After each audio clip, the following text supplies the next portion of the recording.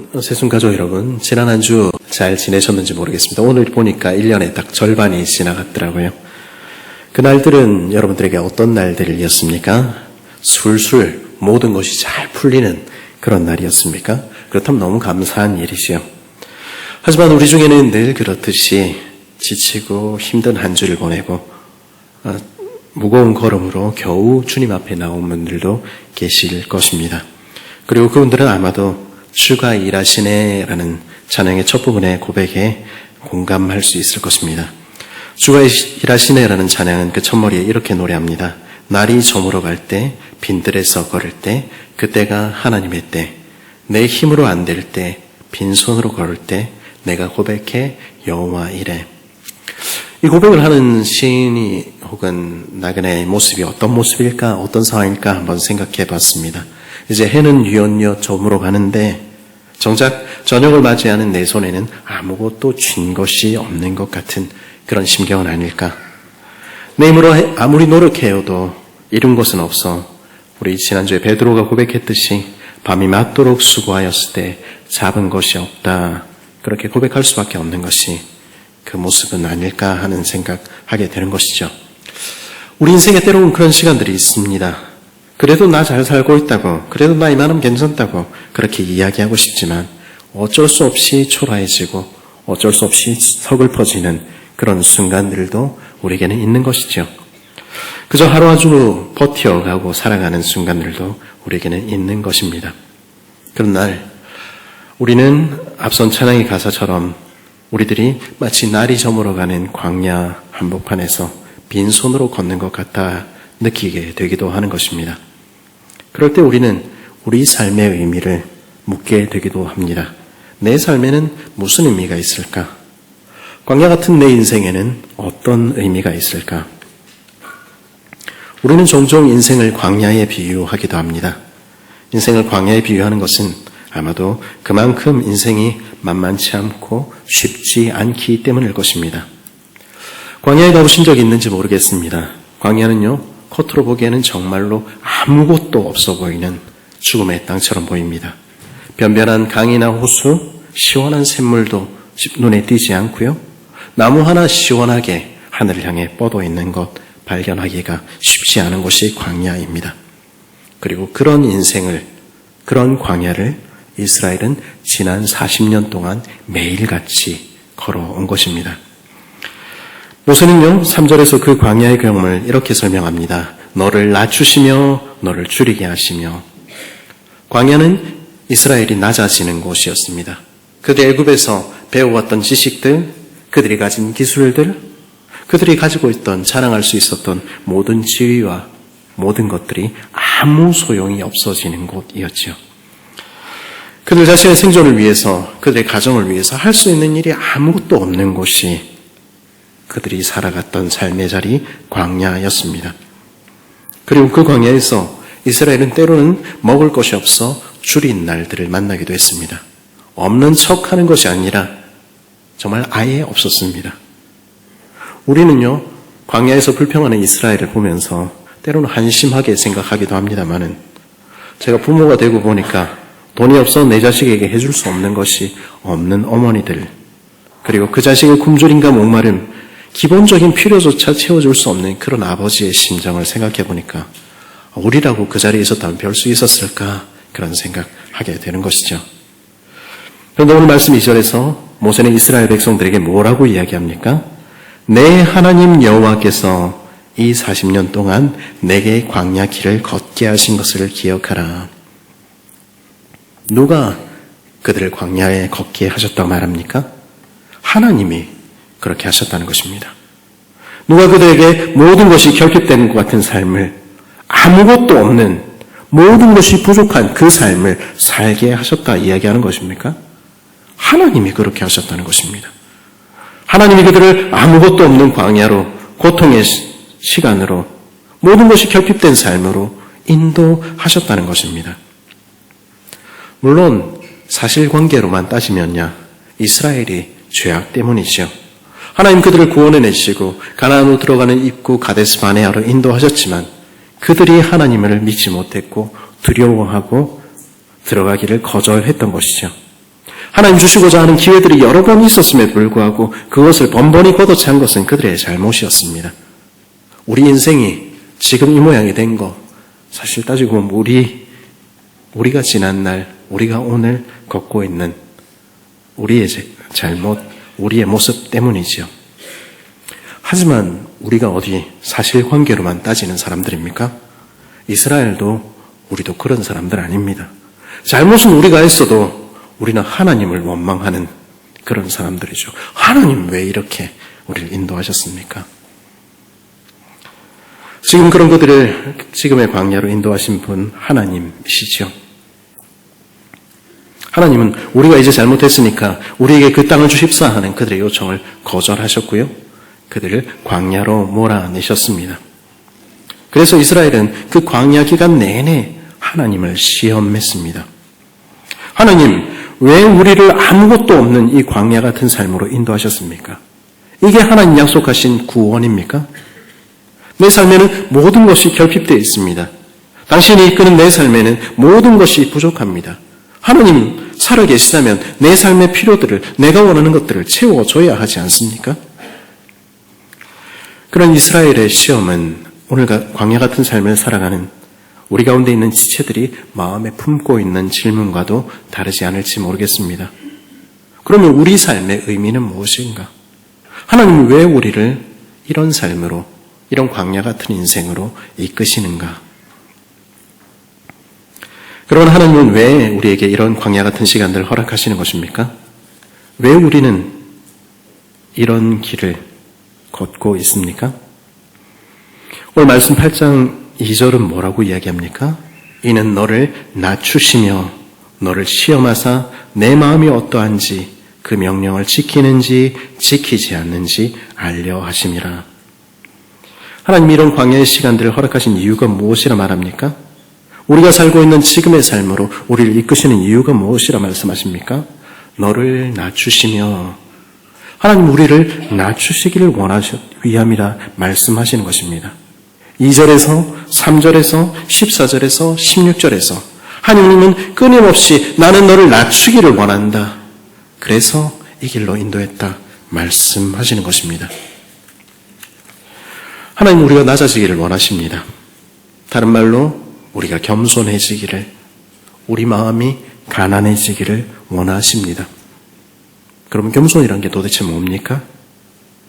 오늘 본문을 보면요, 낮아짐은 높아짐과 대비가 됩니다. 그리고 겸손이라는 말은 오늘 본문에 등장하는 교만이라는 말과 대조를 이루는 말이죠. 그럼 교만은 무엇입니까? 우리는 교만이라는 말을 떠올릴 때면 막 거들먹거리거나 자기 자랑을 막 늘어놓는 사람들 생각할 수 있을지 모르겠습니다. 맞습니다. 그런 사람들, 교만한 사람들일 것입니다. 반대로 다른 사람들을 막 대놓고 무시하고 깔아뭉개는 사람들, 갑질하고 다른 사람들을 판단하는 사람들, 그 사람들 교만한 사람이라 말할 수 있을 것입니다. 그렇죠? 그 사람들도 교만한 사람들입니다. 우리 그러지 말아야 되는 것이죠. 하지만 교만은 반드시 다른 사람들과의 관계만을 나타내는 말이 아닐 수 있습니다. 어떤 사람들은요, 겉으로 보기에는 전혀 교만해 보이지 않고 오히려 겸손해 보일 수 있습니다. 그러나 그 마음은 결코 가난하지 않고 그 마음 가운데 교만이 가득한 사람도 있는 것입니다. 제 얘기를 제가 설교 시간만 너무 많이 해가지고 근데 제가 조금 철이 들고 나서 제가 가졌던 평생의 기도 제목이라면 기도 제목은 어떻게 하면 제가 겸손한 사람이 될 수 있을까 하는 것이었습니다. 그래서 제가 저희 아이를 낳을 때 그 아이의 이름을 빼어날 숫자, 겸손할 겸자, 겸손에 빼어난 사람이 되라 하며 수겸이라고 지으면 어떨까 이런 생각을 했었습니다. 저희 어머니가 완강하게 반대하셨습니다. 내 고등학교 때 선생님 이름이 수겸이었다. 우리가 수김이 선생을, 그 선생을 얼마나 싫어했는지 모른다. 그 이름은 안 된다. 그리고 겸손할 거면 네가 겸손해져야지 왜 네 애를 갖다 겸손하게 만들려고 그러냐. 그래서 저에 대한 묵상으로부터 하나님께 대한 묵상으로 바꿔서 여호와의 인자하심이라는 이름으로 바꾸긴 했습니다만 하마터면 저희 아이의 이름이 수개미가 될 뻔했습니다. 아무튼 제게는 겸손한 것이 지금도 큰 기도 제목입니다. 그렇다고 제가 다른 사람들한테 말을 함부로 하거나 제 자랑을 만들어 놓는 그런 사람은 아니었던 것으로 저는 기억하고 있습니다. 하지만 제가 겸손하지 않다 스스로를 판단한 이유가 있습니다.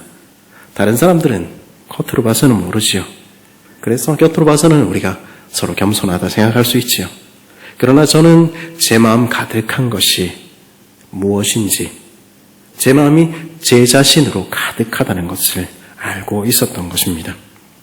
턱을 치켜들고 눈을 내리깔고 무례하게 말해야만 교만한 것이 아닙니다.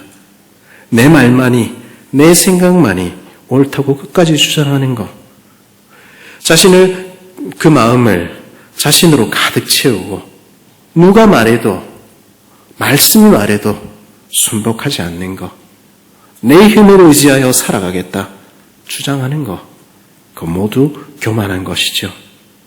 그래서 교만한 사람은 어떻게 삽니까? 내가 내 힘으로, 내 능력으로 내 삶을 내가 개척해서 산다, 그렇게 주장하는 것입니다. 그리고 말하는 것이죠. 눈에 보이지 않는 하나님이 어디 있어? 사람은 떡으로 사는 거야. 눈에 보이는 것이 이 땅의 떡과 이 땅의 재물과 이 땅의 것들이 전부지. 그렇게 말하며 사는 것입니다. 원래 수많은 사람들은 사람은 떡으로만 산다고 고백합니다. 이 땅의 떡이, 이 땅의 물질이 전부라 생각합니다. 그것은 예수를 믿는다고, 하나님을 섬긴다고 우리 이 자리에 나와 있는 사람들도 어쩌면 예외가 아닐지 모르겠습니다.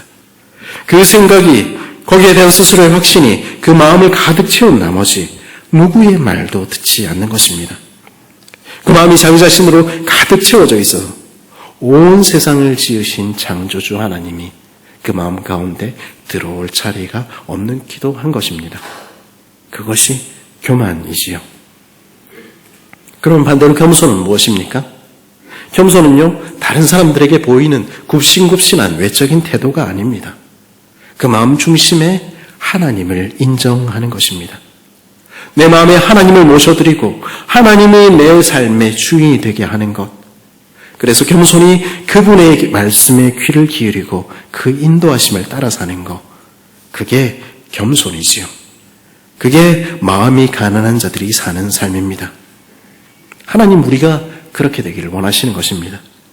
그래서 때로 우리 인생을 광야로 이끄시는 것입니다. 아무것도 할 수 없는 자리로 우리를 부르시며 어찌하든지 우리를 낮추시는 것입니다. 그리고 우리를 시험하시는 것이죠. 우리는 하나님을 향하여 끊임없이 우리가 시험하고 있다고 생각하지만은, 하나님 답을 주셔야 되겠습니다 이야기하지만은, 사실 우리 인생은, 우리 삶 전체는, 우리들이 지나가고 있는 이 광야는 하나님의 시험이라는 것입니다. 하나님은 우리 삶을 통하여서, 이 시간들을 통하여서 우리에게 질문하시는 것입니다. 네 마음 가장 깊은 곳에 무엇이 있니? 너는 이 세상에서 내 명령을, 내 음성을 들으며 지키며 사는 사람이니? 우리 삶을 통해서 그 답을 쓰기를 원하신다는 것이죠. 사실 우리는 이 하나님의 시험이라는 말을 들을 때 그렇게 썩 좋은 기분이 들지는 않을지 모르겠습니다. 교만한 우리는 하나님을 시험할 수는 있지요. 하나님이 내 삶을, 필요를 채우실 수 있는 분입니까? 그러면 어디 증명해봐요. 나 이거 필요하잖아요. 하나님 줘봐요. 그럼 내가 하나님 믿을게요. 그렇게 하나님을 시험하며 살죠. 그러나 반대로 우리는 하나님의 시험을 좋아하지는 않는 것입니다. 하나님이 왜 우리를 시험하셔? 그냥 나한테 좋은 거 주시면 되지. 내가 달라는 거 다 주시면 되지. 우리 사랑한다며. 우리가 요청하는 가장 좋은 것, 가장 원하는 것 주시면 되지. 왜 시험을 하고 그러시나? 우리는 생각하는 것이죠. 사실 돌이켜보면 우리는 늘 그렇습니다. 에덴 동산의 첫 번째 시험부터 우리는 아직도 불평하고 있는 것이죠. 에덴 동산은 하나님께서 거기 선악을 알게 하는 나무를 놓아두시지 않았다면, 그래서 아담과 하와를 시험하시지 않았다면 그들이 시험에 실패했겠나? 그러면 우리 지금 낙원에서 평안히 살고 있을 텐데 하나님이 왜 그 시험을 내셔가지고 우리를 이 모양 이 꼬라지로 만드셨는가? 이게 다 하나님의 시험 때문이다. 우리 공부 안 한 학생들이, 우리 시험 기간 중간고사 끝났는데요, 공부 안 한 학생들이 뭐라 그럽니까? 이게 다 선생님이 시험 문제를 잘못 내가지고 내 인생이 망가졌다. 우리는 시험하신 하나님을 그렇게 원망하기도 하는 것입니다. 정말로 모든 것이 하나님의 시험 때문입니까? 하나님이 모든 것 다 우리가 원하는 대로 주셨으면 아무 일도 없이 괜찮았고 멀쩡했을까요? 그렇지 않습니다. 오늘 말씀 전반부가 우리에게 결핍된 모든 것이 없는 광야의 삶을 말하고 있다면 후반부는 모든 것이 풍족한 가나안에서의 삶을 말합니다. 그런데 거기서 모세는 뭐라고 이야기합니까? 우리 읽지는 않았습니다만 12절에 보니까 뭐라고 얘기합니까? 네가 먹어서 배부르고 아름다운 집을 짓고 거주하게 되며 또 내 소와 양이 번성하며 내 은금이 증식되며 내 소유가 다 풍부하게 될 때에 모든 것이 다 주어진 우리가 바라는 바로 그 삶이지요. 근데 14절은 그때 어떻게 된다고 이야기합니까? 내 마음이 교만하여 내 하나님 여호와를 잊어버릴까 염려하노라. 우리에게 모든 것 좋은 것이 주어질 때에도 우리가 원하는 것 다 들어주실 때에도 우리는 교만해질 것이라는 것입니다. 우리 마음이 가난하나 부하나 낮아져 있지 않을 때 우리 마음이 우리의 상황과 관계없이 겸손해지지 않을 때 우리는 어떻게 됩니까?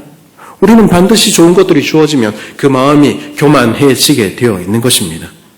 그래서 뭐라고 이야기합니까? 17절을 보십시오. 그러나 내가 마음에 이르기를 내 능력과 내 손의 힘으로 내가 이 재물을 얻었다 말할 것이라. 틀림없이 그렇게 한다는 것이죠. 마치 우리가 모든 것을 한 것처럼 그렇게 교만해지는 것입니다. 우리 마음이 하나님으로 채워져 있지 않을 때 우리는 반드시 다른 것으로 우리 마음을 채우게 됩니다. 돈이든 권력이든 아니면 성이든 그것을 우리는 우상이라 부르는 것입니다. 그래서 19절은 이렇게 우리에게 경고하지요. 내가 만일 내 하나님 여호와를 잊어버리고 다른 신들을 따라 그들을 섬기며 그들에게 절하면 내가 너희에게 증거하노니 너희가 반드시 멸망할 것이라. 그런 삶, 우리가 원하는 것을 따라가는 삶 살면 그 삶에 주어지는 결과는 무엇입니까? 반드시 멸망할 것이라는 것입니다. 오늘 말씀 20절은 뭐라고 이야기합니까? 여호와께서 너희 앞에서 멸망시킨 민족들 같이 너희도 멸망하리니 이는 너희가 너희 하나님 여호와의 소리를 청종하지 아니함이니라. 하나님 없는 세상, 하나님을 그 마음에 두지 않은 이들이 멸망하는 그 순간에 우리도 멸망하게 될 것이라 말씀하시는 것입니다. 하나님은요, 자기 자녀들이 그렇게 되기를 결코 원치 않으셨습니다. 그래서 어떻게 하십니까?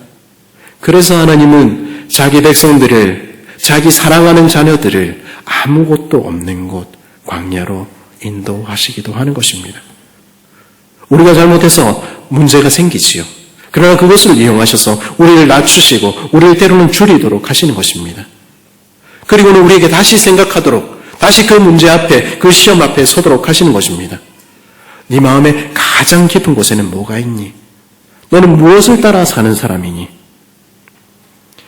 앞서 말씀드렸듯이 우리는 시험을 좋아하지 않습니다. 그 이유 중에 하나는 아마도 한국 사회에서 시험은 내 수준을 확인하고 더 공부하도록 하기 위한 것이 아니라 그 사람을 평가하고 그 수준에 미치지 못한 사람을 떨어뜨리고 낙인 찍기 때문일 것입니다. 우리 학교 다니면서 또 회사 입사 시험하면서 끊임없이 시험을 보지 않습니까? 그리고 세상은 우리에게 말하지요. 이 성적을 받아야 너는 구원을 얻을 것이다. 그렇죠? 그야말로 율법주의이지요. 그러면 하나님의 시험도 그런 것입니까? 광야를 지나는 것 같은 안 그래도 힘든 우리 삶이 하나님의 시험장이고 이 시험을 완주하지 못하면 구원을 얻지 못한다. 하나님 그렇게 말씀하시는 것입니까? 하나님은 하나님의 계명을 지키나 안 지키나 다 체크해서 마이너스 5점, 마이너스 10점. 그래서 네가 어느 정도를 돼야 상 주고 못하면 지옥 간다. 그렇게 협박하는 하나님이십니까? 천만에요. 그렇지 않습니다. 오늘 말씀을 정말 다시 보십시오. 결코 그렇지 않다. 주님 말씀하시는 것입니다.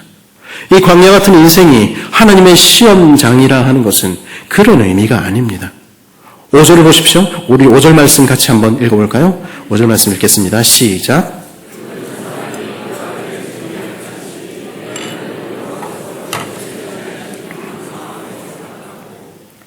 우선은 하나님의 시험에 관해서 어떤 말로 다시 반복하여 말하고 있습니까? 시험을 징계라 말씀하시는 것입니다. 아니, 징계가 더 안 좋은 말 아닙니까? 우리 그렇게 생각할 수 있지요. 근데 이 징계를 가리켜서 ESV나 영어 성경들은 discipline이라고 번역합니다. 물론 여기는 꾸짖는다 이런 표현이 의미가 없는 것은 아닙니다만 보다 폭넓은 의미로 훈련한다, 훈육한다 이런 의미죠. 그리고 영어에서 우리 알듯이 이 단어와 제자, disciple이라는 단어는 같은 어원을 지니고 있는 것입니다. 무슨 말입니까? 광야의 시험은, 우리 인생은 사실 우리를 하나님을 따르는 제자로 만들어 가시는 하나님의 훈련 과정이라는 것입니다. 하나님은 우리의 고통스러운 삶, 탄식이 터져나오는 이 삶을 통해서 우리를 훈련시키시고 우리를 연단하시고 우리를 빚어 가신다는 것입니다. 어떤 삶으로요? 하나님의 자녀의 모습에 걸맞는 자 되도록 하나님은 훈련시키시는 것입니다. 그게 시험이라는 말의 의미라는 것이죠. 그렇다면 우리의 지난날의 아픔은요, 오늘의 답답함은요, 단지 절망스럽고 고통스러운 시간이 아닌 것입니다.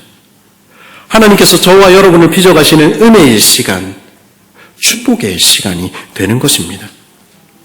우리가 오늘 사는 매일매일의 삶은 바로 하나님께서 우리를 하나님의 자녀로 만들어 가시는 훈련장이라는 것입니다. 우리가 실패했다고 하나님 버리시지 않습니다. 버리는 것이 목적이 아닙니다. 다시 일으키시고 다시 세우셔서 기필코 우리를 하나님의 자녀로 빚어 가시는 손길, 그 손이 저와 여러분의 삶을 붙들고 있는 것입니다. 그렇게 훈련하시는 목적은 무엇입니까? 16절 하반절은 뭐라고 얘기합니까? 이는 다 너를 낮추시며 너를 시험하사 마침내 내게 복을 주려 하심이었느니라. 마침내 그 끝에서 너에게 복을 반드시 주기 위하여 나는 오늘도 너를 시험하고 너를 오늘도 연단한다. 하나님 그렇게 말씀하시는 것입니다. 이 복의 내용을 1절에서는 뭐라고 표현합니까? 그리하면 너희가 살고 번성하고 여호와께서 너희 조상들에게 맹세하신 땅에 들어가 그것을 차지하리라.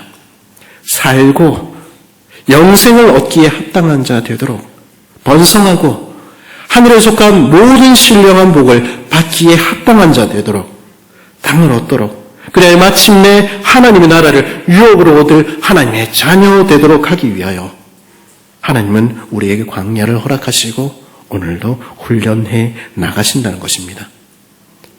저와 여러분이 사는 오늘 이 삶은 바로 그런 의미를 가진 삶인 것입니다. 언제나 기억해야 할 것이 있습니다. 그것은 무엇입니까? 그것은 하나님이 누구신가 하는 것입니다. 만일 광야의 시간들이 우리네 삶이 하나님의 훈련의 현장, 시험의 자리라고 얘기할 때 그런 하나님은 우리를 광야에 그냥 던져 놓으시고 그 나라에 합당한 자 되도록 너희 스스로 훈련해서 나와라 그렇게 말씀하시는 분이십니까? 우리를 그저 버려두시는 분이십니까? 네가 내 계명을 지켜서 천국에 합당한 자 되면 네 자신을 증명하면 그때 가서 내가 복을 주겠다. 하나님 그렇게 말씀하시는 분이십니까? 아닙니다. 결코 그렇지 않습니다. 우리 삶을 뒤돌아보십시오. 분명 우리를 낮추신 시간들이 있었을 것입니다. 굶주린 시간들, 정말 돌이켜보기에도 끔찍한 고통밖에 없었던 것 같은 날들이 여러분의 삶에 있었을지 모르겠습니다. 그러나 그것이 전부였습니까? 그것이 정말로 여러분의 삶에 발견한 전부였습니까?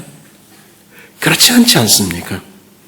그곳에 하늘로부터 내려온 만나가 바위 틈에서 솟아나 내 영혼을 소생시키던 샘물이 은혜의 강수가 있지 않았습니까? 오늘 말씀 3절은요, 만나를 설명하며 이렇게 표현합니다. 또 너도 알지 못하며 내 조상들도 알지 못하던 만나를 내게 먹이신 것은. 사실 만나라는 말 자체는요, 이게 뭐지? 이게 뭐야? 이런 뜻입니다. 아무것도 기대할 것이 없는 곳, 내게 더 이상 아무 방법도 남지 않은 그 광야에서 하나님께서는 우리도 생각하지 못했고 우리 조상 누구도 들어본 적이 없는 그런 방식으로 우리를 인도하셨다는 것입니다. 하늘을 여셔서 우리를 채우시고 먹이시고 인도하신 것입니다. 그 은혜의 손길이, 그 자비의 손길이 그 백성을 인도하시는 것이죠. 저는 그런 고백을 가지고 있습니다. 제게 아무것도 남지 않았을 때, 제게 정말 아무 방법도 남지 않았을 때 하나님이 내 삶을 인도하시고 나를 채우시고 먹이셨던 것, 저는 부인할 수가 없습니다. 여러분도 마찬가지 아닙니까? 여러분의 삶에서 여러분의 자신의 힘과 능력으로 살아오셨습니까? 그렇지 않지 않습니까? 하늘 여시고 여러분을 먹이시던 그 순간들이 있었다는 것을 여러분은 잊어버리셨습니까? 목말라 죽을 것 같은 그 광야의 한가운데서 바위를 터시고 거기서 나온 생수의 강으로 우리 영혼을 해갈시키신 그 경험들을 우리는 가지고 있지 않습니까? 그래서 모든 것이 부족했지만 나 가진 것 아무것도 없다 고백할 수밖에 없는 인생이었지만 그러나 역설적으로 내게 아무 부족함이 없었습니다 고백하던 날들이 우리에게는 있지 않았습니까? 그래서 오늘 말씀 4절은 우리에게 뭐라고 이야기합니까? 생각해 보라는 것입니다. 이 40년 동안에 내 의복이 헤어지지 않았고 내 발이 부르트지 않았느니라. 우리가 걸어온 지난 날들을 되돌아보면 하나님 우리에게 명품 옷 주시지 않았을지는 모르지만 남들에게 자랑할 만한 것으로 우리를 입히시지는 않았을지 모르지만 한 번도 헐벗게는 하지 않으셨다는 것입니다. 우리는 고통스러운 시간을 걸어왔지만 우리 발이 부르터서 그 광야에서 쓰러져서 죽도록 하나님 내버려 두시지 않았다는 것입니다. 거기 여러분과 저의 모든 시간들에 우리가 홀로 있는 것 같은 그 시간들에 하나님은 언제나 우리 앞서 걸으셨고 우리와 함께 걸으셨습니다. 그 자비하신 아버지께서는 오늘도 우리와 함께 하시는 것입니다. 그 하나님이 그러면 그 하나님이 우리를 광야로 인도하셨다면 하나님은 왜 우리를 그곳으로 인도하셨습니까? 우리 인생 광야의 훈련의 시간들을 통해서 우리가 깨닫게 되기를 간절히 원하시는 것은 무엇입니까? 3절은 뭐라고 이야기하죠? 사람이 떡으로만 사는 것 아니요 여호와의 입으로 나오는 모든 말씀으로 사는 줄 내가 알게 하려 하심이라. 눈에 보이는 떡이 있어야 내가 사는 것 아니라 우리 힘으로 우리 능력으로 내가 사는 것 아니라 여호와의 입으로 나오는 그 모든 말씀으로 나는 살아갑니다. 고백하는 사람 되게 하시기를 하나님 원하셨다는 것입니다. 여호와의 입으로 나오는 모든 말씀, 우리는 이미 알고 있는 이야기들이지요. 빛이 있으라 하매 빛이 있었고 그 입의 명령으로 온 천지를 창조하셨다는 사실 우리 이미 알고 있고요. 그 하나님이 오늘도 온 세상을 그 입의 명령으로 통치하시는 주권자 하나님이라는 사실을 우리는 머리로는 알고 있습니다. 그러나 하나님은 우리 삶을 통해서 우리 광야의 시간들을 통해서 우리가 귀로만 듣던 그 고백을 우리 입술로 고백하게 되기를 원하시는 것입니다. 하나님, 내 삶에 아무런 답이 없어 보이지만은 그러나 하나님 말씀하시면 어둡던 내 삶이 바뀌게 됩니다. 참으로 나는 하나님의 입으로 나오는 말씀으로 삽니다. 오늘도 내게 말씀하여 주시고 오늘도 나를 새롭게 하여 주옵소서. 그렇게 고백하게 되기를 원하시는 것입니다. 온 천지를 창조하신 하나님이 내 아버지시며 그분이 나를, 내 삶을 오늘도 붙드신다. 우리가 믿음으로 고백하며 살기를 원하시는 것입니다. 그래서 그 가난하고 낮은 우리의 마음 가득히 하나님으로 가득 담기를 원하시는 것입니다. 그래서 이곳에서 우리를 살게 하셨고 이곳에서 하나님의 말씀을 지키며 살아가기를 주님의 을 따라 살아가기를 원하시는 것입니다. 그래 부족한 날에도 넘치는 날에도 내 하나님 내게 계시니 여호와가 나의 목자시니 나는 아무것도 부족하지 않습니다. 내 잔은 세상의 풍요로 넘치는 것 아니라 주님으로 인하여 넘칩니다. 고백하며 살게 하시기를 원하시는 것입니다. 그리고 이 광야 같은 세상에서 작은 우리의 삶에 충성한 우리에게 우리 길의 끝에서 더 큰 것, 천국을 유업으로 주시기를 원하시는 것입니다. 그래서 오늘도 하나님은 우리 삶을 광야가로 인도하고 또 이끄시는 것입니다. 그리스도예수 안에서 사랑하는 새순 가족 여러분, 오늘 우리 삶은 어떻습니까? 우리에게는 모든 것이 넘치는 풍족한 삶이 있습니까? 아니면 광야 같은 시간을 지나고 있습니까? 그래서 왜 하나님은 내게는 이런 삶만을 허락하시는가? 내게는 모든 것이 결여되어 있고 내 인생에는 아무 의미가 없다 단식하고 있습니까? 여러분의 삶은 결코 헛된 것이 아닙니다. 여러분이 걸어가는 광야 같은 오늘은 결코 의미 없는 것이 아닙니다. 저와 여러분의 삶은 우리 주님의 손에 붙들려 있습니다. 하나님이 우리를 이 삶으로 인도하셨습니다. 때로 우리는 아무것도 없는 것 같은, 할 수 없는 것 같은 나를 만나며 때로는 줄이기도 하지만 그러나 우리에게는 하늘을 여셔서 만나를 내리시고 바위를 터셔서 물을 내시며 광야에 식탁을 차리시는 좋으신 아버지가 계십니다. 그분은 우리의 의복을 해지지 않게 하실 것이며 우리의 발이 부르떠서 우리가 광야에서 쓰러져 죽도록 허락하시지 않으실 것입니다.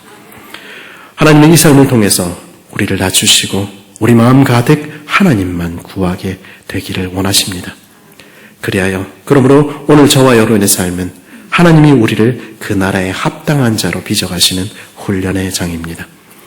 이 길의 끝에서 주께서는 우리에게 영생을, 하늘에 속한 모든 신령한 복을, 하나님의 나라를 유업으로 주실 것입니다. 오늘 우리는 눈에 보이는 이 땅의 떡으로 살지 않습니다. 고백할 수 있기를 바랍니다. 온 세상을 창조하신 하나님이 바로 내 아버지이시며 오늘도 나는 내 삶을 붙드시는 아버지의 입으로 나오는 모든 말씀으로 산다고 담대히 고백하며 사는 저 여러분 되기를 바랍니다. 그래야 아버지의 말씀을 따라 그 말씀 하나 붙잡고 기쁘게 우리의 광야 길을 걸어가는 복된 우리 새순 식구들 되기를 간절히 바랍니다.